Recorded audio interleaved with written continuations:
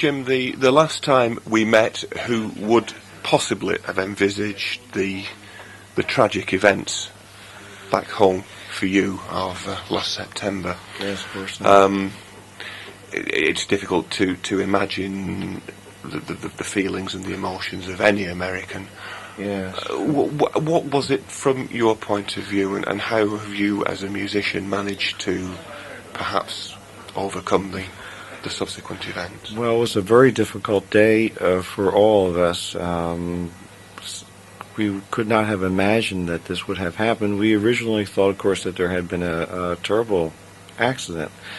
And when I heard the news, I was in Salt Lake City, just outside of Salt Lake City, actually, Utah.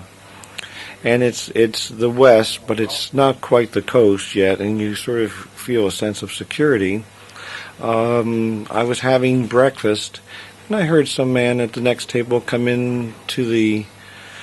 someone came in to visit someone at the next table, and he said, a plane has hit the towers in New York.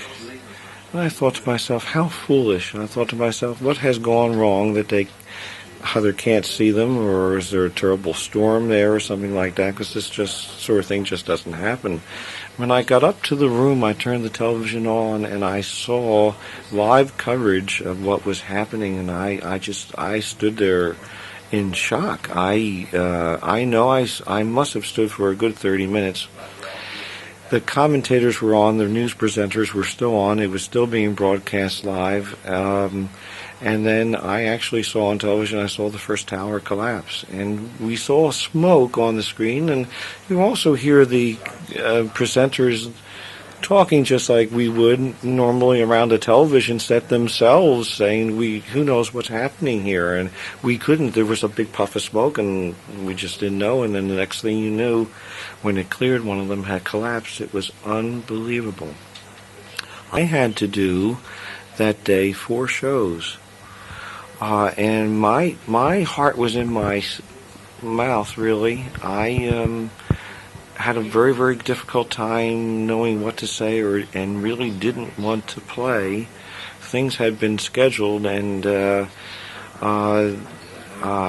we continued, not knowing what was going on. We thought maybe it was an isolated incident. We found later that they had planned to also attack sites in Los Angeles.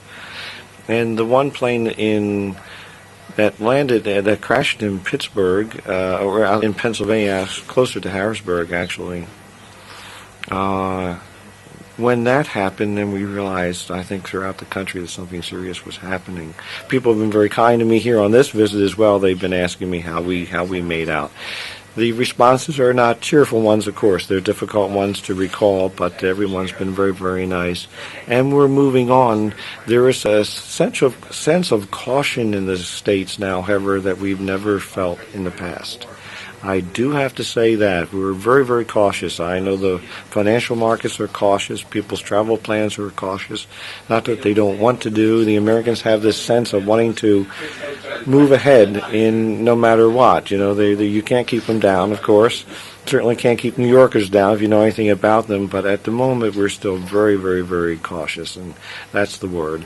But it's nice of you to ask. It was a very difficult day for us. It was a day of unbelievable events. We really could not believe that it had come to that.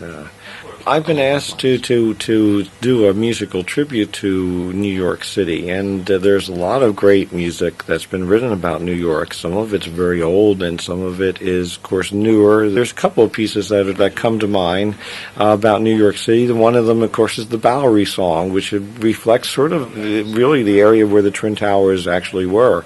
And it was the old downtown area. It was a little rough in its day, of course, and now, of course, it's a big financial district now.